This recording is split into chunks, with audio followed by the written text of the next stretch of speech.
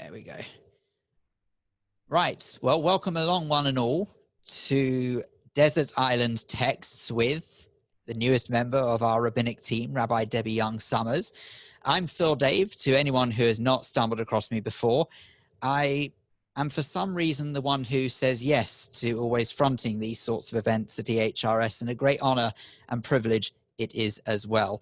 And make no mistake, I'm enormously honored to be fronting the event that we hope will really give you an insight into the newest member of our rabbinic team. Rabbi Debbie is obviously joining me on screen now. As you can see, she's live from her home, I'm live from mine. And we very much hope that technology is going to work in our favor this evening and is not going to cause any hiccups. But I can only reassure you that we'll do everything we can to make sure that nothing goes wrong with it. If it does, though, you'll be delighted to hear we are recording this, so you will be able to watch it back at any time you want to after it has finished. So we are going to get underway now. Just to let you know, if you do join this, please make sure your video is turned off. We've muted all your microphones. You will absolutely have the chance before long to join in, to come along on screen and to ask your questions. But without further ado, I think it's time to say hello and good evening and welcome to Rabbi Debbie Young-Somers. Rabbi Debbie, hello. Oh, it's lovely to be here. I wish I were actually with you. Likewise, likewise. Now, I think that the first thing that we should do is explain how this evening is going to work. If you didn't get the chance to watch how Rabbi Mark's Desert Island text, for which, by the way, I should stress that it was Rabbi Mark who came up with this particular format. And I understand that he took inspiration from a particularly more famous format, but even so, he still came up with this particular format involving Desert Island texts. So that's what we're going to use for this evening. Rabbi Debbie is going to choose her 6 favorite texts that mean something to her and have also possibly inspired her rabbinic career somewhere along the line. So we're going to explore that. And we're going to share it on screen with you. We'll share the first one right away so you can see exactly what we're talking about. So hopefully you should all now be able to see what is the first text for Rabbi Debbie. Now, Rabbi Debbie, I'm going to ask you, if that's okay, to read out the Hebrew and then give us an English translation in whichever way you want. If you want to do all the Hebrew or just a rough guide, whatever you so think. Okay. So this is from Exodus 33. And you may recognize some of it. We read it, obviously, when we read Exodus 33, but also on Yom Kippur. Vayoma, hareini na et kavodecha. Vayomer ani אעביר כל טובי לפניך, והנותי את אשר אחון, ורחמתי את אשר ארחם. ויאמר לא תוכל לראות את פניי, כי לא יראני האדם וחי. So God is on Mount Sinai with Moses. Moses is receiving the second set of tablets. And Moses has the chutzpah to say to God, let me behold your presence. Some translations say, let me see all of your glory. And God answered, I will make all my goodness pass before you, and I will proclaim before you the name eternal, and the grace that I grant and the compassion that I show. But, God said, you cannot see my face. The humans may not see me and live.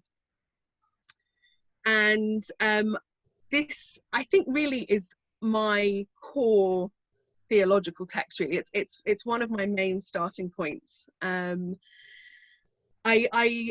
have been honoured, really, to have grown up in a context of interfaith dialogue and to have continued that being a really important part of my religious life. And I would actually say that dialogue has made me the Jew that I am. At university, I majored in Hinduism, of all things, and at age 20, when I realized I wanted to be a rabbi, I then started taking lots of Jewish courses as well. But I stumbled across this incredible Hindu thinker, Ramakrishna, who I've snuck in there. It's not really one of the 6, but I snuck it in there. And Ramakrishna has these wonderful ideas of religions all being like different paths up a mountain, all attaining the same goal on different paths. oh, no, that's my phone. Sorry, not you. So this particular text from Ramakrishna says, as a mother in nursing her 6 children gives rice and curry to one, and sago arrowroot to another, and bread and butter to a third, so the Lord has laid out different paths for different people, suitable for their natures. And when I first found these kind of texts in Hinduism, I thought to myself, I want these texts in Judaism. These are the texts that speak to me, that all faiths have something to contribute.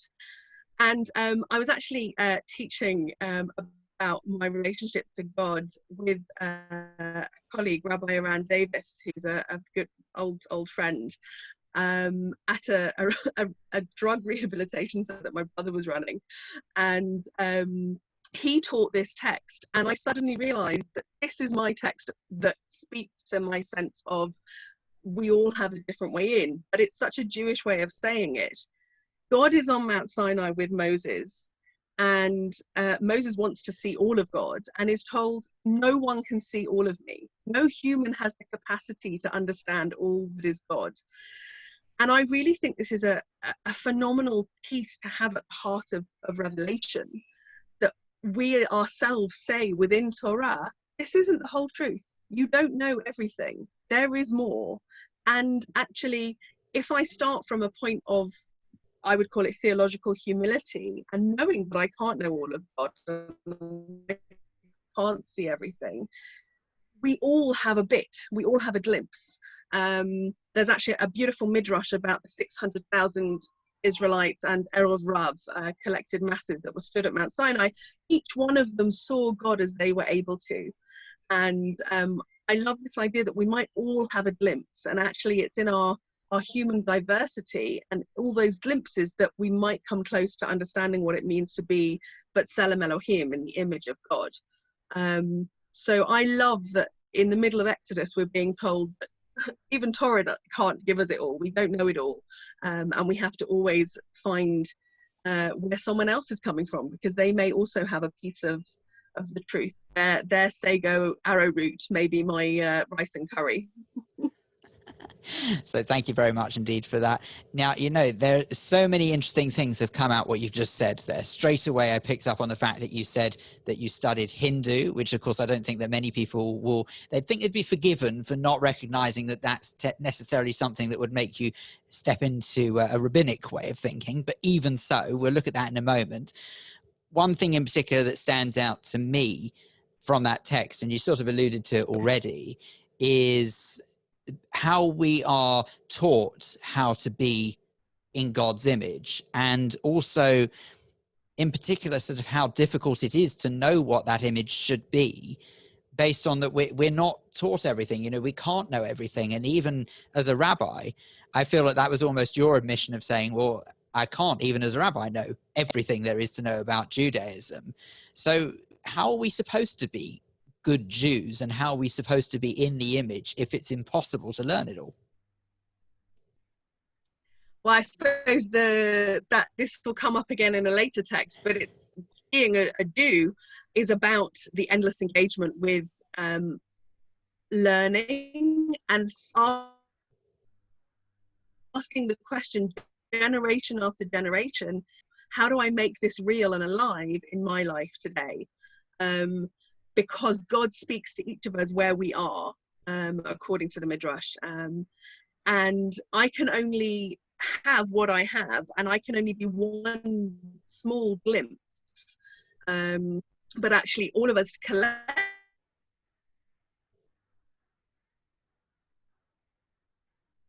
enormity. Our human diversity is the enormity of God. And if Moses can't see all of God, I certainly can't. And, you know, I think that's a wonderful starting point, to know that we can't know it all. And, you know, even the most learned of rabbis doesn't know it all. You know, they might have a specialization and you go to that rabbi for that area. But actually, for me, it's about how do we find the connection points for each individual in who they are and where they are. And don't you think it's a wonderful life lesson, just an example of so many life lessons that Judaism and Torah does teach us, that we are not able to know everything, whether that be in religion, whether that be in everyday life.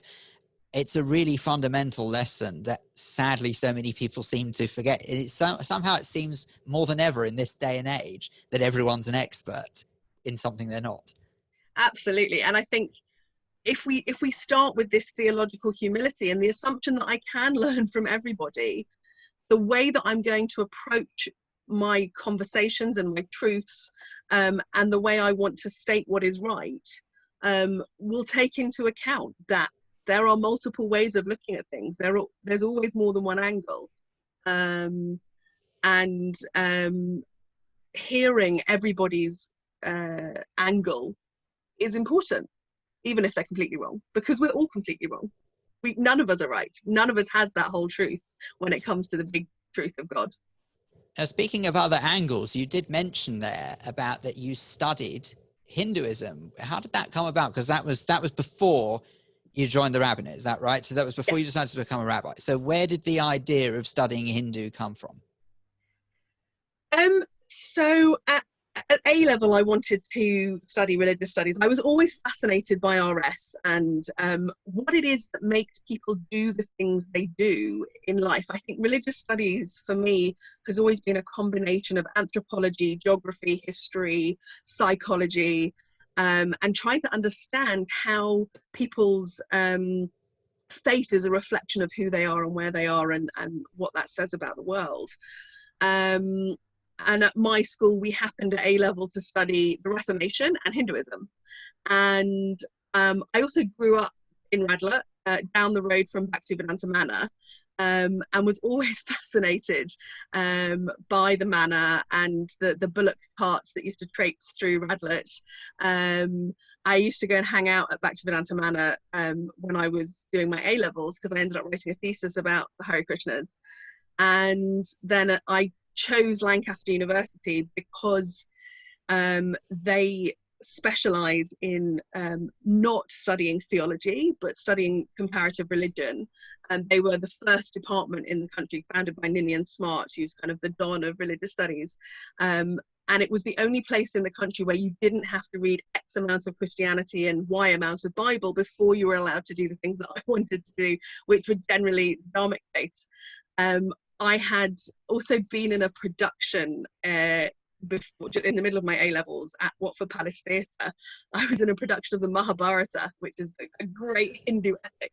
And I just fell in love with the colour and the music and the openness. I think there is a lot of similarities between Hinduism and Judaism. Calling them faiths is actually really problematic.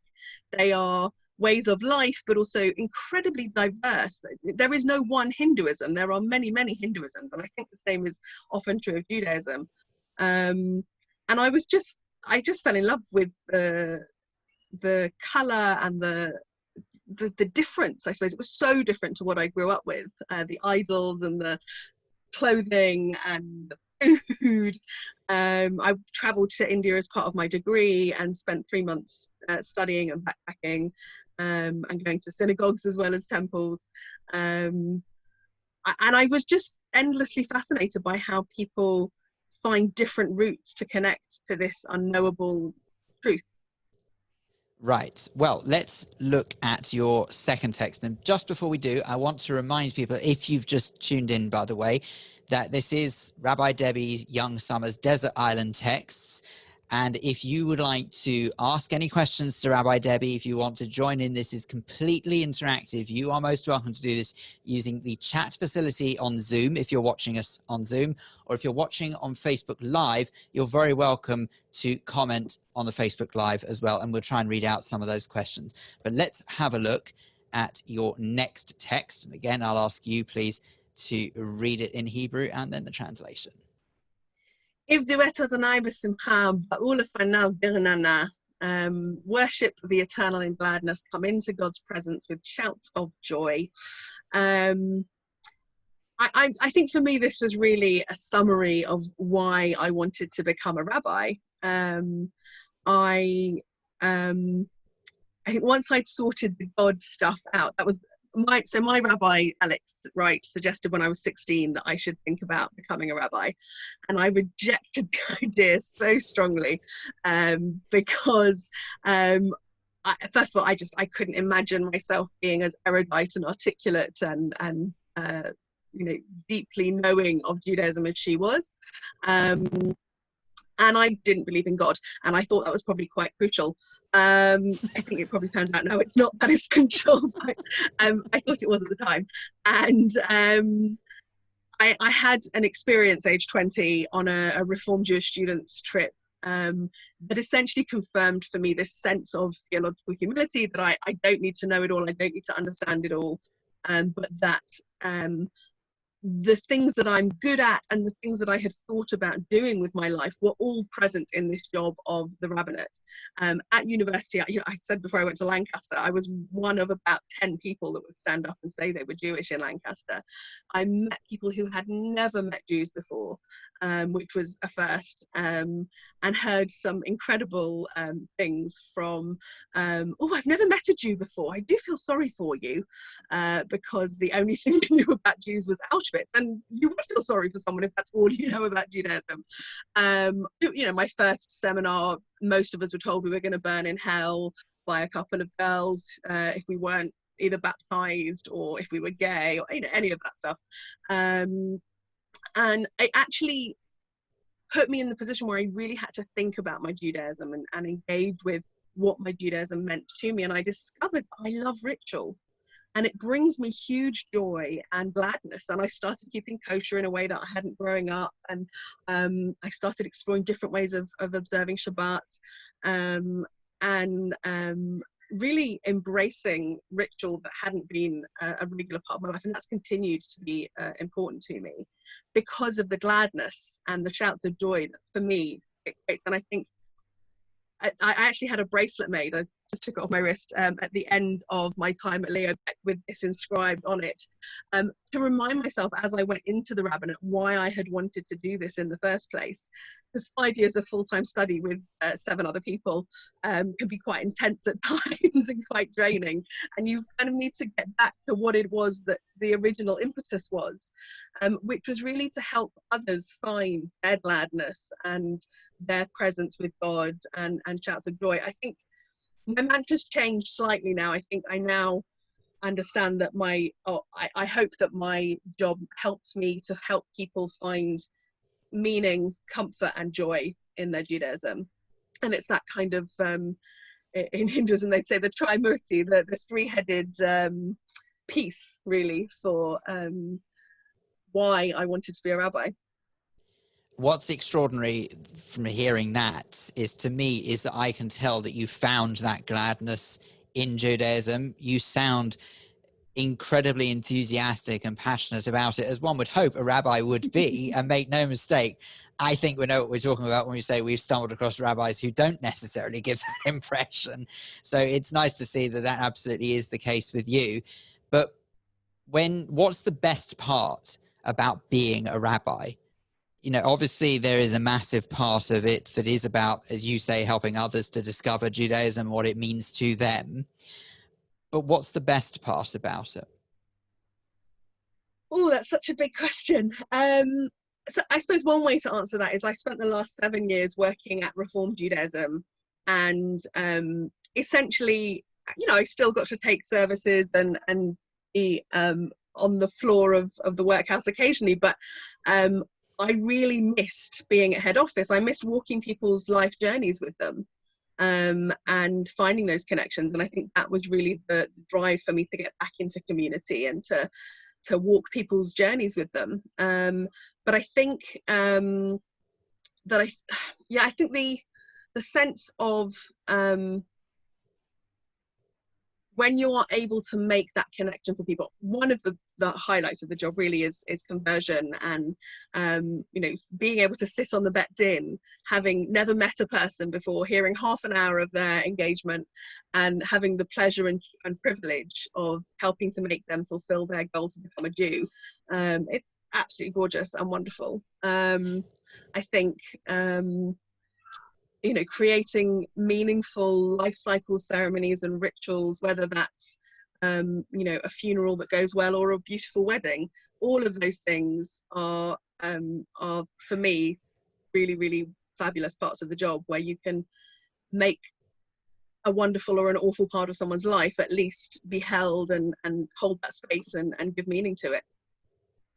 Now, we've got a question here from Sharon and Keith, and they say, Rabbi Debbie, how do you reconcile this text with, and this is obviously the second text that you've read out, this text with all those people who would say that God may have abandoned them or the Jews, example in the pogroms or in the Holocaust, or even individually, such as, say, a job, which is a really important and valid question. How do you answer those who say that God's allowed something terrible to happen to them? So I think part of my answer ties back to the first text, which is I don't know. And it was actually that moment where I had this sense of it's okay to not understand and to not know, that made it possible for me to say I wanted to be a rabbi. I think how we define the word God is really restricting on us.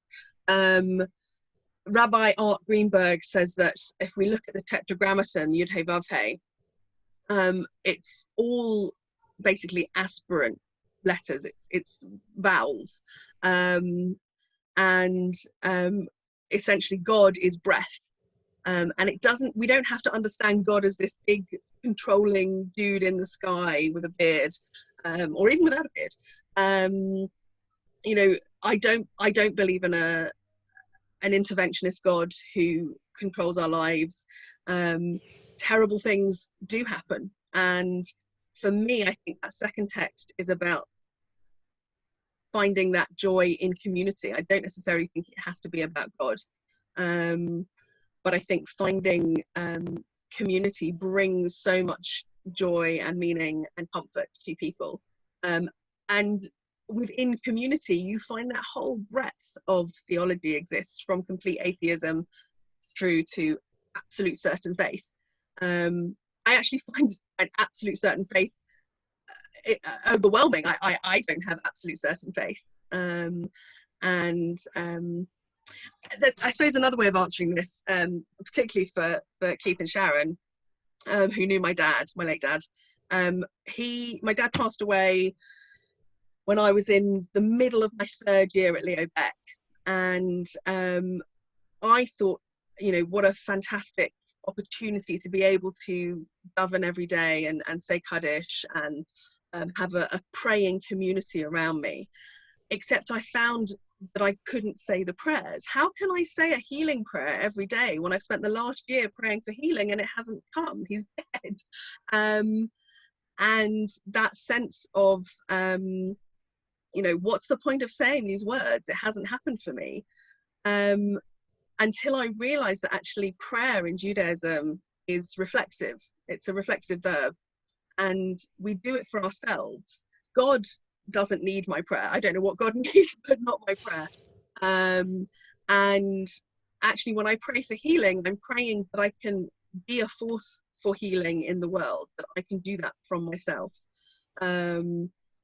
We don't understand how the world works or why the world works, just like I don't understand how God works or what this force of God is. But I don't believe in an interventionist God who's going to fix everything for me. But I do know that the power of community helps get us through those terrible things. So it's interesting when you say that, because to me, my interpretation, and when anyone ever says this to me, because it's quite, I think, unusual for someone around my age to be as dedicated to religion as I am. That saddens me, but it seems to be true. So whenever anyone says, after lockdown, apparently lots of people have been I know they're turning to religion, which is great in one way, but I just hope they're doing it for the right reasons. But one thing that I always say to them, and I'd be interested to sort of see what you think of this, is that I've always said, likewise, I don't believe in an individual who's sitting up on a great big fluffy cloud with a huge white beard and just looking down on us and saying, right, you're going to have a bad day today. To me, it's a belief system. It's something to get you through the dark times. I don't blame what we call God for the bad times. I turn to him, or turn to her. I turn to God, however you interpret that, as a way of getting me through whatever the dark times may be.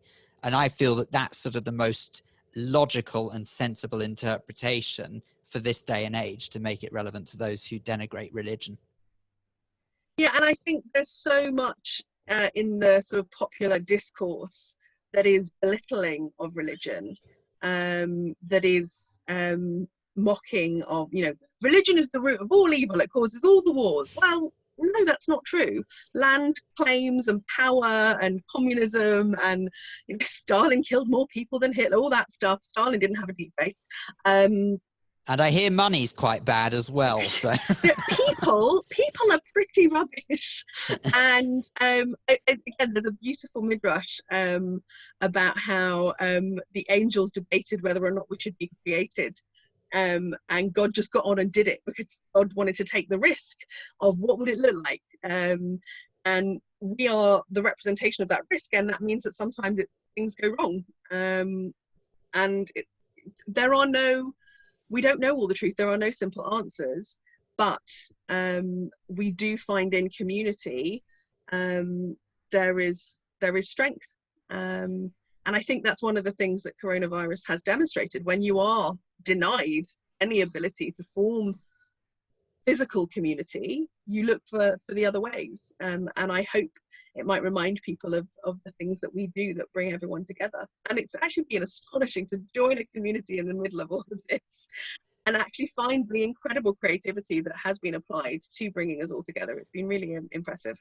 Well, I think people will be forgiven for not realizing that actually you've not really had the chance to see us all in person yet, because you did, as you rightly identify, join EHRS right in the middle of this, which in another way was obviously tinged with this dreadful cloud of sadness, as we all know from the loss of our beloved Rabbi Neil. And sorry, he would hate me saying that, so I'm going to say Rabbi Kraft or our beloved Neil, sorry, because he didn't like being called Rabbi Neil.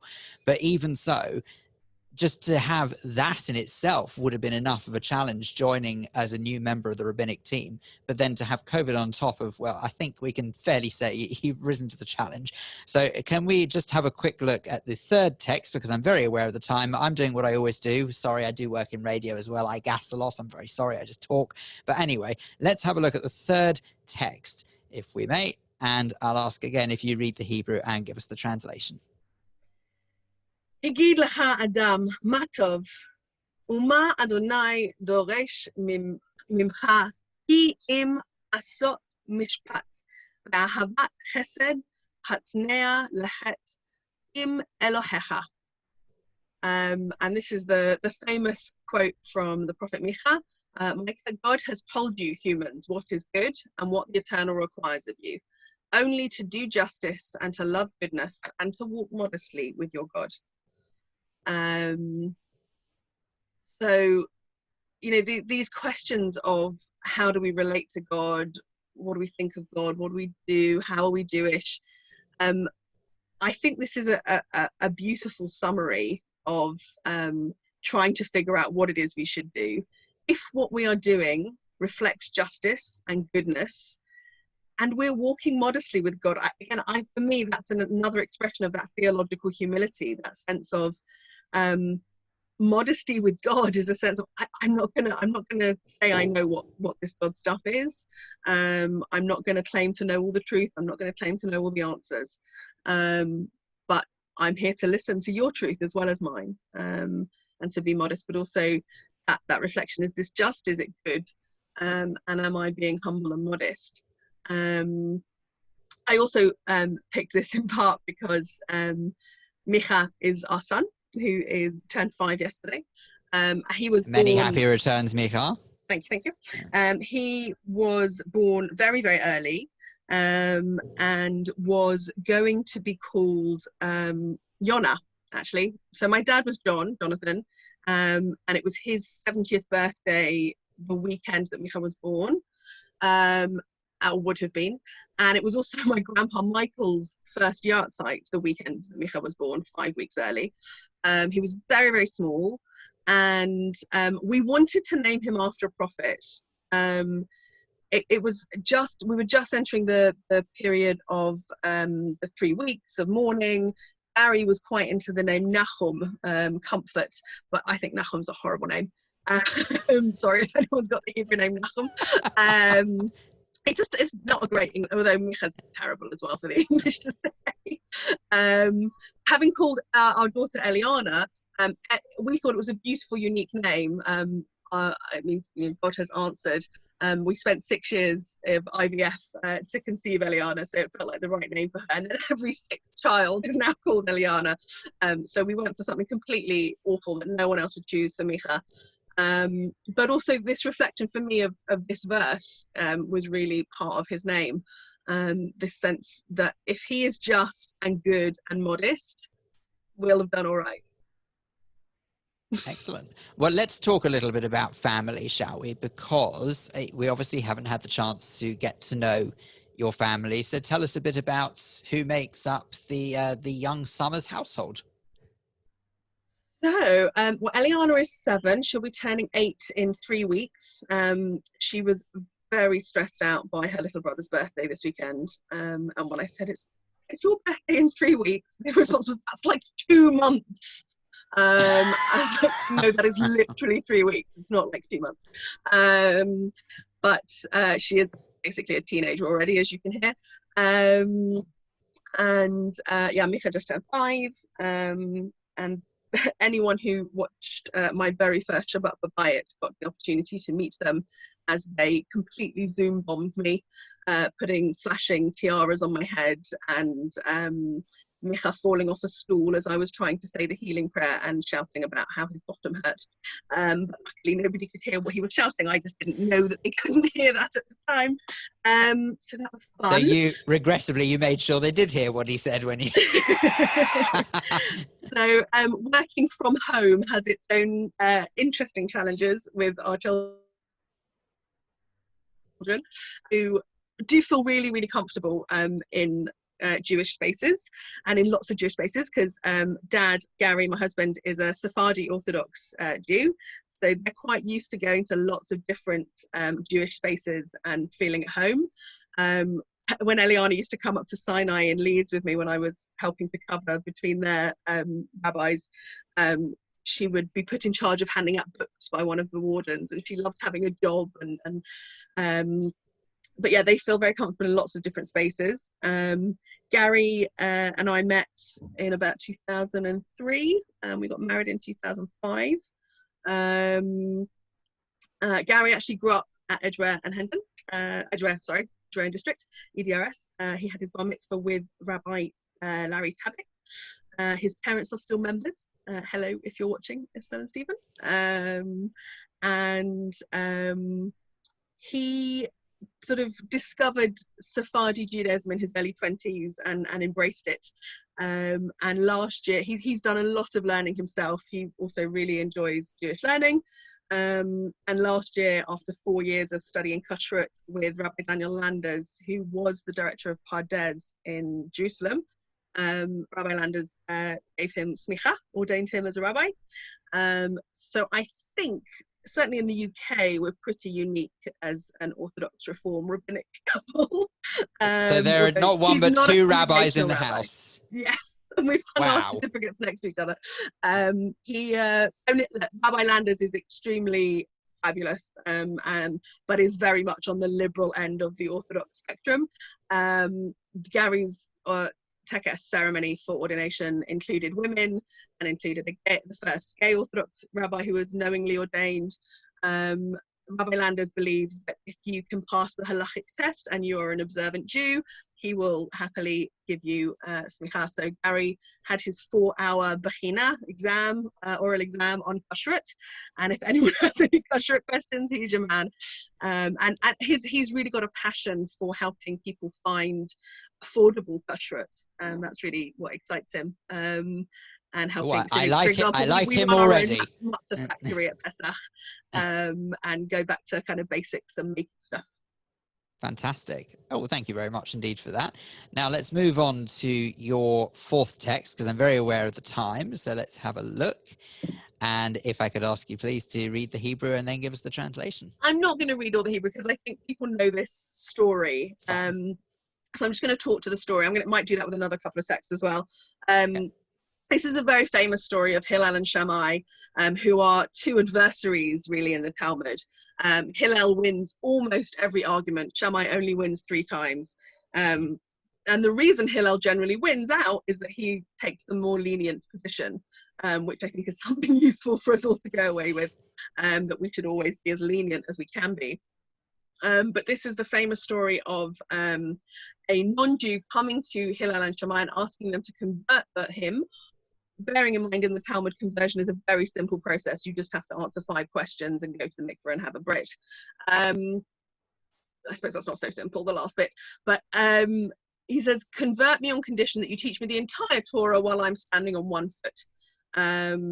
Shammai's response is to push him away and shoo him off and don't be so rude. And Hillel's response was, I'm going to stand on 1 foot and I'm going to say to you, that which is hateful to you, do not do to another. That is the entire Torah, and the rest is its interpretation. Go study. We often hear the first part of that last sentence. We don't often hear the second part quoted, and it's an important whole. So we can summarize what Torah is trying to say by what is awful to you, don't do to someone else. Now go study. Go and learn it, because there's a lot of detail involved in putting that into practice. Again, I think if we are living our lives and hurt other people, and that creates goodness in the world, that's wonderful.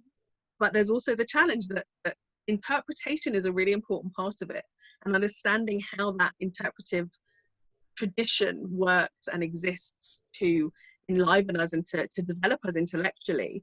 Go study is really, really important, and is a lifelong project. Well, that's what I was going to suggest, actually, is that it sounds like it's always interesting to talk about those who decide to convert to Judaism, because it's more often than not, my experience, and I'm sure you'll think the same, is that they seem to be almost on an equal par with rabbis in terms of what they've learned in order to enter into the religion, and more often than not can put those who are born Jewish to shame. But it is quite fascinating just how much there is to learn. And I just wonder whether or not if it ever put you off at any stage. Did you ever get to a point where you were looking through everything there was to learn in order to get your rabbinic status and think, oh, actually, this is a bit much. I don't know whether or not this is for me or not. Was there any ever moments of doubt? That's such a great question. Thanks. It's almost like I work in radio. I absolutely loved the challenge of the learning at Leo Beck. I also loved my degree. I think there is something really precious about having time in our lives set aside to dedicate to learning, and it's an incredible privilege. And I hope I made the most of it. I think essays and essay writing is a game in a way, and if you learn how to play the game, it can be really fun. And if you learn to write, it's never going to be true for every subject, because you always have to take some subjects that are a pain. But if you learn to write on an area of the subject that really interests you, then it's going to be a pleasure. So I have always tried to pursue that which fascinates me, even though my father would say, but what are you going to do with religious studies? How is Hinduism going to help you in the world? And actually, no, he would then say, no, go and study what you love, because you'll work hard at it and you'll do well. And having a degree is having a degree. So, I think the only times I really struggled, so I am dyslexic, and my dyslexia really asserted itself at Leo Beck in my language skills. And in my first year particularly, we had a Hebrew intensive, and I would go home in my first year and cry over my homework like a 5-year-old, because it made me feel like the 5-year-old had felt when trying to learn English and how to read and write in English. I would flip letters over in my writing that I knew what I should be putting on the paper, but it wasn't going out. It was very, very frustrating. The first time, I think I was probably in my 3rd year, I read and translated Rashi script on my own. burst into tears of joy because it felt like such an achievement.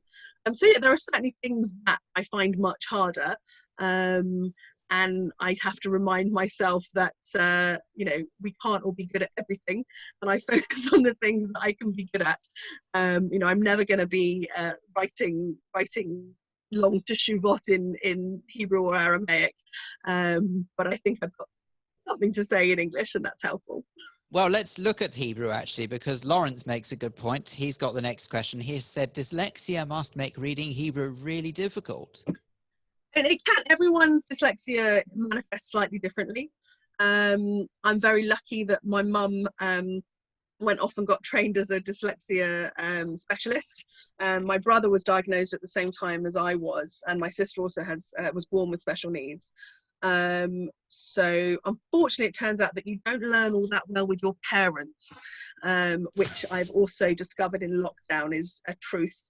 My children do not want to learn from me. Learning with grandma's fine, but not with me. And so I had time being tutored and looked after. And I don't in any way feel it's held me back. Until actually the Hebrew stuff at Learback, and it really was a struggle, and it's one of those things that I know I have to keep working on, and especially having been out of regular Torah reading, for example, over the last 7 years, that's a habit I'm going to have to get back into, and practice. But practice is okay. I'm happy to work on it, and yeah, I think it's fine to not be brilliant at everything, just as Moses didn't know it all. Yeah. Now, I think that this is the perfect opportunity to remind people that Lawrence has done it, as well as Andy. I've got a comment that I'm going to read out from you in just a moment's time, but Sharon and Keith have. If you have any questions that you would like to put to Rabbi Debbie, please feel free to do so. This is fully interactive, this event. So if you want to, you can either message us on the chat facility if you are watching through Zoom. If you are watching on Facebook Live, please feel free to comment along on the video, and we'll try and read out some of those comments and questions to Rabbi Debbie. But this is EHRS's Desert Island Text with Rabbi Debbie. I'm Phil Dave, trying to steer the good ship, and let's carry on now as we look to your next text. And this one is, I think this is the longest selection, so we'll probably ask you to summarize this one. Okay, so this is one of my favorite midrashim. I'm a big fan of midrash, partly because sometimes they're so wacky and they contradict each other, and I think that's a fantastic model of how we do Judaism. Things don't always have to agree. And this is a little story about two donkey drivers who become enemies, and it's using a quote from Psalms. I'm trying to understand what it means that God establishes equity between people. So the story goes that one of these donkey drivers had overloaded his donkey or mule, and it had collapsed in the road, and the other donkey driver, who is his enemy, walks along and sees his donkey collapsed, and he walks past. Having gone a little way past, he thinks to himself, oh, it says in Mishpatim, in the Torah, in Exodus, it says that I should go back and help him. It specifically says in Torah, if you see the donkey of your enemy collapsed, go back and help him. Amazing coincidence. So back he goes, having remembered that Exodus tells him to do so, and he helps his enemy to lift up the donkey, and having resurrected the collapsed mule, they discover through having a common task and chatting over it, the guy whose donkey had collapsed starts to think, well, this isn't so bad. He obviously doesn't hate me as much as I thought he did. And they start to talk, as one does when one has a common task to achieve. And they actually became fast friends. And as a result, went to an inn and ate and drank together and became fast friends. And that is how God establishes equity between people. I think for me, when I first read this text, I really struggled with the fact that it wasn't in this guy's instinct to go and help. Why would you just keep going and not help your fellow donkey driver, even if he's your enemy? Go back and help the poor animal. But actually, sometimes we do need reminding, and it's not always our first instinct to do what's good and right, particularly in the UK. If someone's being beaten up on the tube. Do I really intervene? Is it scary? Do I really get involved in something that could affect me? We sometimes do need telling to do the right thing. And I think there's a beautiful model in this text of interfaith dialogue, which is if we have a common task to achieve together, it doesn't have to be, let's sit down and solve the problem of the Trinity versus monotheism. You know, it's, we've got a thing to do, let's do it. It brings us together. And then we normalize our relationship with each other by going for a drink in the pub and having a meal together, sharing food and drink. And when I teach this, so I teach a course at Leo Beck, lovely to see one of my students here tonight. And this is one of the texts that I finish with, because I think this is a fabulous model for dialogue, but it's not the entire model. We can't finish with the tea and cakes or the samosas. That leveling and normalizing of our relationships with each other is there to then help us go on and do the hard work of talking about the difficult stuff. Let's talk about Israel-Palestine. Let's talk about idolatry. Let's understand each other and hear each other's stories, because we have established strong connections. And I said earlier on, for me, being involved in interfaith dialogue really helped me articulate and formulate what my Judaism meant for me. And I really worry, you know, both my kids are at Jewish day school. I really worry that their Judaism isn't challenged in that way, as mine was at school. And so I take them off to all sorts of bizarre things, like, you know, trainee weekends for Christian ministry, and have discovered that actually they too now can engage in this and answer questions and express what their Judaism means, because they've had to answer questions from outside the Jewish context. And I think that process is really powerful in terms of how we are as citizens and building the world, but also how we grow our Judaism. What's particularly interesting about that is that it seems to me that from just chatting to you for the last 50 minutes or so, the interfaith has always been there with you as a sort of like an undercurrent, but possibly without you even realizing. It's just so intrinsically part of you that I thought it was a halachic requirement to have a local vicar or your RE teacher at the Seder meal. Well, because in particular, when we've spoken about how you studied Hindu, and we've also spoken a bit about, as you've mentioned just now, the encouragement you give to your families to make sure that they are aware of interfaith. But you could also argue that it's been quite intrinsic throughout your work as well, because if you look at, say, all right, some people may or may not know this, but Rabbi Debbie happens to be someone who's of fellow radio background, because you were involved with BBC Three Counties. And I'm sure that a lot of interfaith would have come up there, because that wouldn't have been the time to be Rabbi Debbie. You would have been the broadcaster, Debbie Young-Somers, who would have, I dare say, had to deal with all walks of life and all sorts of different problems and scenarios. Yeah, I mean, it's funny. I would never say I had a background in broadcasting. I'd say I kind of fell into it by accident. You know, I was invited on as a guest and then had this incredible opportunity to host a show for a year. Can I just say, some of us can only dream of that, so don't knock it. It's fine. But it's funny, actually, before I decided to be a rabbi, my parents at one point had said that they could see a path before me where I would become a BBC religious affairs broadcaster. That was what they saw in front of me, aged about 16, which I now think is hilarious.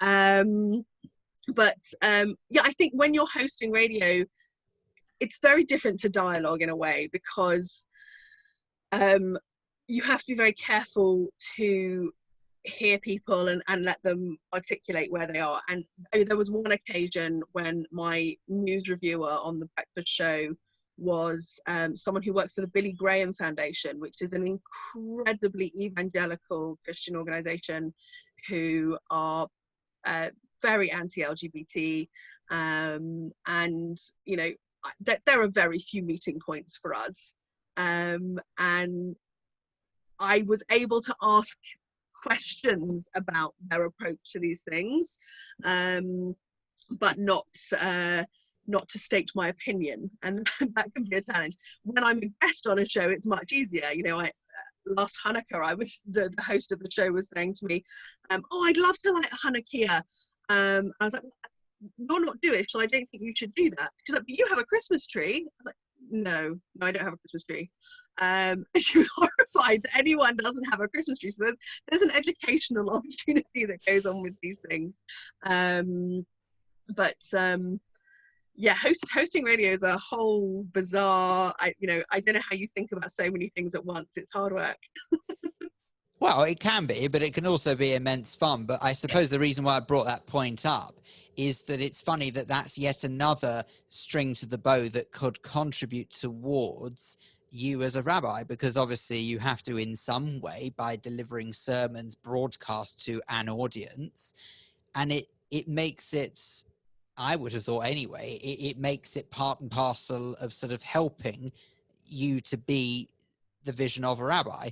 There are some people who would, I imagine, could be quite put off by the thought of that alone. It is quite intimidating, getting in front of an audience, a congregation, whichever way you want to look at it, and then not only delivering or interpreting the religious text to them, but also guiding them through it with courage in your conviction. And it is quite a challenge, I would have thought. I mean, I think one of the most important things for us to remember about the rabbinate is that it's not one thing. And on one hand, that's what really attracted me to it. There were so many of the things that I wanted to do with my life present in the rabbinate. It was, helping people. It was counselling. It was drama and music, because I did a lot of theatre. It was investing in the Jewish people. It was interfaith. All these different strands of what I was passionate about, but none of us are everything. No rabbi is all of it. We're a pretty diverse team here now at EHS, and I think that's wonderful because you get different things from different rabbis, and that's really important. But if you're a community with one rabbi, you cannot expect everything from one rabbi, because everyone is limited. And we will all have our strengths, but no one can do it all. Okay, me included. Let's have a look at although I do have to say I'm not completely convinced that Rabbi Mark would agree with that statement, based on how he's had to adapt, and more recently you as well, trying to broadcast the Shabbat morning service over Zoom and having to control everyone as well as lead the service and raise the Torah and all of that. It is quite a challenge. Mark's held an incredible amount. It's really impressive. It's extraordinary what he's only had to try and adapt to, as you have as well, obviously, more recently, and Rabbi Emily. Let's have a look at I can't believe I'm saying this, let's look at your final text that you've chosen. This one requires no translation. It is all in English, so let's hear it. This is a little bit more left field. It's not your traditional rabbinic text, but it's one that I love. It's from the travel log, I suppose, of Elizabeth Gilbert, the famous Eat, Pray, Love, which some of you may have read. It's also a film. I would recommend the book more than the film. The film's not terrible, but it's not great. I thought it was a hotel. No, travel log. Sorry. Yeah. So Elizabeth Gilbert, who's the author, starts off telling her story in America. She basically has a complete breakdown and decides to spend a year traveling. She's in the middle of a divorce. She spends 4 months in Italy eating, 4 months in India meditating and praying, and 4 months in Indonesia where she finds love. And this is from the section where she's in India, which also connects to my own sense of stuff. And she is in an ashram, in a sort of meditation retreat, and everything that has happened to her just hits her like a truck, and she falls apart. She completely loses it. And as she has every right to, she's on the top of the ashram on the roof, and with a friend who is a plumber, who's also gone to the ashram to meditate. And he helps her to find what she needs to do to process. And this is what she writes. "This is what rituals are for. We do spiritual ceremonies as human beings in order to create a safe resting place for our most complicated feelings of joy or trauma, so that we don't have to haul those feelings around with us forever, weighing us down. We all need such places of ritual or safekeeping. And I do believe that if your culture or tradition doesn't have the specific ritual you're craving, then you are absolutely permitted to make up a ceremony of your own devising, fixing your own broken down emotional systems with all the do-it-yourself resourcefulness of a generous plumber poet. And I when I read this, it was one of those pieces that didn't teach me anything, but articulated what I needed said. I knew it, but I hadn't seen it anywhere.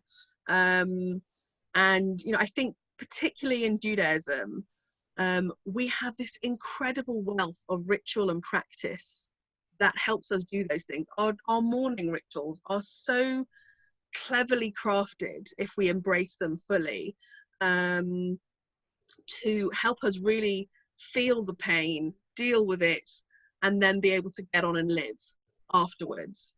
And likewise, we have beautiful rituals like the mikveh, which is a very private, personal space. And so I'm sure there will be many opportunities to teach about this after today, but mikveh is a big passion of mine. I'm part of something called the Mikveh Project UK, where we are trying to raise the money and interest to build a cross-communal, open, pluralist mikveh, like Mayim Chaim, which is a beautiful, it was the first one that opened in Boston, Massachusetts. And which that will be what, water of life, is it? Yeah, living water. And mikveh is the opposite of almost every other Jewish ritual. It's personal, it's private, you make yourself as vulnerable as possible, there is no food involved, and it's a ritual of transformation. We use it for conversion, we use it for cycles that our bodies go through, but it can be applied to all sorts of moments of transformation in our life. So I've written ceremonies for people who are dealing with childhood abuse, who are celebrating a divorce, who are celebrating a special birthday, who want to use the mikveh with their monthly cycle to deal with infertility, which is one of the things that I've been published for my own liturgy that I wrote for myself. So I think, finding the rituals that we have within Judaism and understanding what they can bring into our life is really, really powerful. And if you don't find the right ritual, making your own, connecting you to traditions and updating them. So I was approached about a decade ago by a medical student who was struggling with an eating disorder and was really worried about Yom Kippur. What do I do on Yom Kippur when, for me, fasting is basically tying into my own illness? It's going to make me sicker. It's going to reinforce my illness. So we created a holy way for her to eat using a model called the Erev Tafshilin, which is a plate of food that you set aside before a festival, halachically. So we took a traditional thing and made it and gave it a new use and a new way of thinking about something. And every year around Yom Kippur, that we shared it on Ritual Well. Every year around Yom Kippur, I get emails from people who have found it, who are using it with themselves, with daughters, with sons, all sorts of people. And you don't know where this stuff goes, but it really speaks to people. And that medical student who helped me write it is now Rabbi Deborah Balston. For years she didn't attach her name to it, but she's now given me permission to, and I'm delighted to, because it wasn't just my work. She did it with me, and having that ritual was able to help her on her journey. And I think finding the rituals that help us heal and help us celebrate is one of those joys of doing what we do. Well, do you know what? I cannot believe that an hour has just shot past like that. And there is so much more that I had up my sleeve that I wanted to talk to you about and wanted to ask you. And I dare say that, please God, when all of this is over, that we will hopefully get the chance to all do this in person. I think what might be quite nice, and I don't know whether or not everyone was expecting this, but just because there are a nice number of people who are watching this, I'm going to invite people one by one to start sharing their video with us. If anyone has any questions, let's do this in person. Let's try and picture ourselves as being at EHRS and that we are there in person. And if you have got any questions that you'd like to ask Rabbi Debbie, perhaps I might ask you that you raise your hand and we will get you unmuted and you'll be able to do that. If you have not received the invitation to start your video, please feel free to start sharing your video on this now. That's absolutely fine to do so. And we will hopefully get a nice little number of us together. We can feel like we are all together under the same roof. Oh, look, there you go. Everyone's pouring in now. Isn't that nice? There we go. Lovely. Right. So just because I don't want this to be a total waste of time, if anyone has got any questions for Rabbi Debbie, let it be known. Wave at me. Let me see your hand. Put your hand up. Don't let me do this for nothing. Someone must have something somewhere. Who's going to do it? Lisa has. Okay. So in that case, Lisa, I'm just going to unmute your video.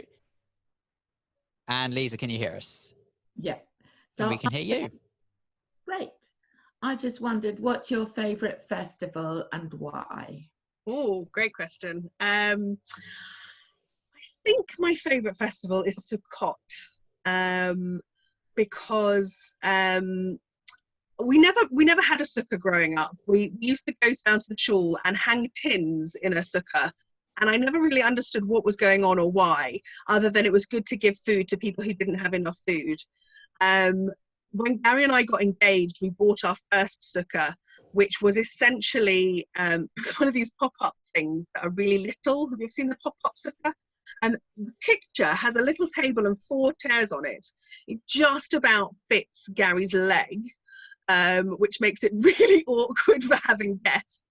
But so after a couple of years of that, we upgraded and invested some of our engagement money in a proper sukkah, which we're still using. So it was a good investment. It's lasted well over a decade. And I love, this is going to sound really un-PC, I feel like my sukkah is my Christmas tree. I have a box of baubles, and now each year the kids bring more stuff, I'll use that phrase, to hang in it, beautiful creations, you know, each year we create this beautiful sukkah. I think I was really taught the beauty of the sukkah by our mutual friend Lisa, Angela Gluck, whose sukkah in Kilburn was always this very warm, hospitable place. And I also love the idea at Sukkot that we take this incredible risk of spending all this time decorating and cooking, putting beautiful stuff up in our sukkah, and then we have absolutely no control over whether or not we get to sit in it. And we have to kind of accept our fate, and accept the fragility of life through Sukkot. I was only 7 when the great storm hit, but it was the end of Sukkot. And I love hearing these stories of people who went out and, you know, a sukkah had just been destroyed. It was lying on the floor. It's that real sense of we don't have any control. We do what we can. We make it beautiful. We do our bit, and then it's out of our hands. Let's see what happens. So yeah, for me, Sukkot is this brilliant combination of fantastic theology, an awareness of the environment and the earth and connecting to earth-based Judaism, and glitter, craft, sparkles, and hospitality, which are all wonderful. And I didn't say this with the ritual stuff, but I also do a lot of crafting. I love making things, and you know, I make my own tally tarts, tying tzitzit, making kippot, making Jewish ritual crafts is kind of a part of that. And I think the sukkah just embodies that for me. I don't know whether or not I'm the only one now just envisaging this sukkah with tinsel hanging down from it. I don't quite know why, but anyway, has anyone else got any questions? Because we would like a couple more. Right, Lawrence, I can see. So hang on a sec, Lawrence. Let me unmute you. The power. Do I unmute Lawrence or not? Yes, I'll do it. Okay, there we go. Right. Oh, I say, hang on. Lawrence, can you unmute yourself perhaps? Not at the moment, that's not working. Let's see. There you go. Lawrence. Bearing in mind that your husband is Orthodox, is there ever any sort of conflict between the two of you? And if you answered that earlier, I apologise when you were talking about family.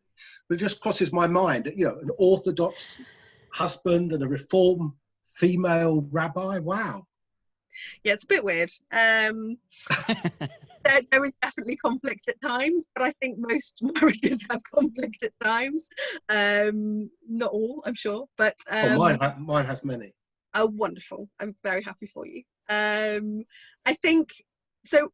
Gary and I, when we talked about getting married, I don't know that we acknowledged this together, but I think what we realized, and I now can express because having looked back at it, we had to agree on three things, I think, which is Shabbat, Kashrut, and Nida, which is the laws of family purity. Because if you can't agree on those three things, however it is you're going to do it or not do it, then they're so core to living a Jewish home life that it will ultimately explode. But actually, with my love of ritual, and I'd already begun keeping Shabbat before we met. I hadn't quite let go of driving because I still wanted to get to the services that I wanted to get to. But essentially, that came very quickly, and it was my intention that would come eventually when I could live where I wanted to live. And so starting during COVID, this is the first time in 17 years that I've used technology and a computer in this way on Shabbat. So I essentially am Shomeret Shabbat. Kashrut, again, as I said, I'd started keeping kosher to some extent at university. I would probably still be more lenient than Gary is on some things, but I'm very happy to do it at home. And then I eat out in vegetarian places that he wouldn't eat. We don't do it together, and that's okay. We spend a fortune on kosher restaurants instead. I suppose the things we disagree on tend to be the silly things, really, that most married couples disagree on. Why have you put the dishes next to the dishwasher and not in the dishwasher? It's those sorts of things. You're getting a lot of nods from that one. It's the stress of lockdown, I think, is, how do you parent and do your two different jobs and all that stuff? It's difficult. Essentially, we both love our Judaism, and we both want to practice our Judaism in quite similar ways, and we're both fascinated by the ongoing learning process that is Judaism. His orthodoxy, he always says, don't call me Orthodox, I'm just a Jew. And his orthodoxy is pretty left field for the majority of Anglo Jewry. No one would give him a job.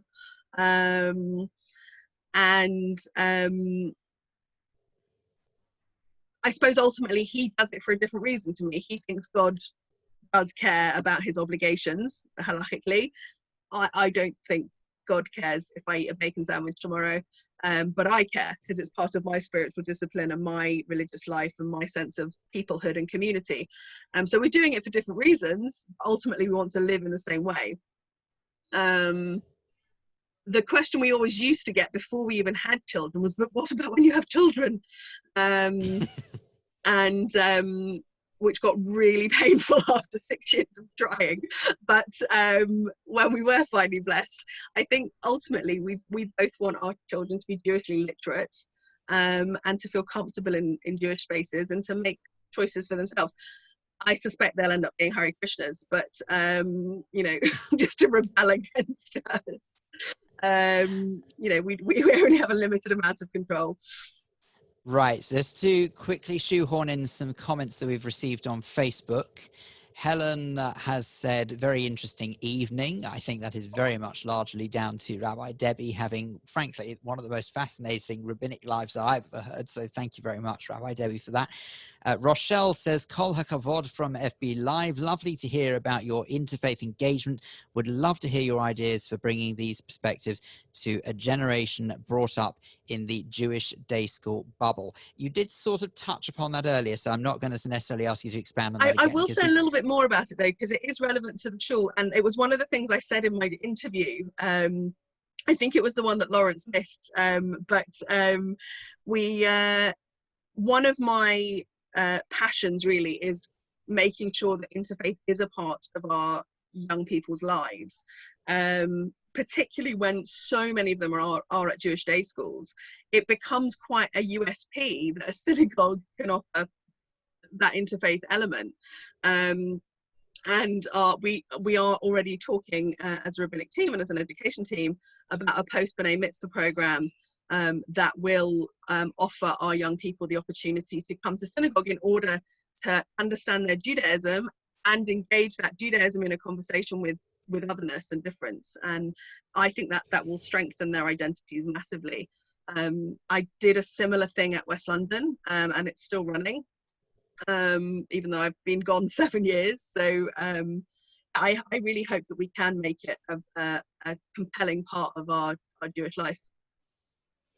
Fantastic. Thank you. Just a couple more comments from Facebook and then we will wrap up, everyone, because I did say it would be about an hour and it's already been an hour and 15. So I'm well aware that we're running over. This wouldn't be allowed on radio, you see. We wouldn't get an extra 15 like this. But anyway, Val says, we absolutely loved what Rabbi Debbie has said. Mazel tov on your virtual induction.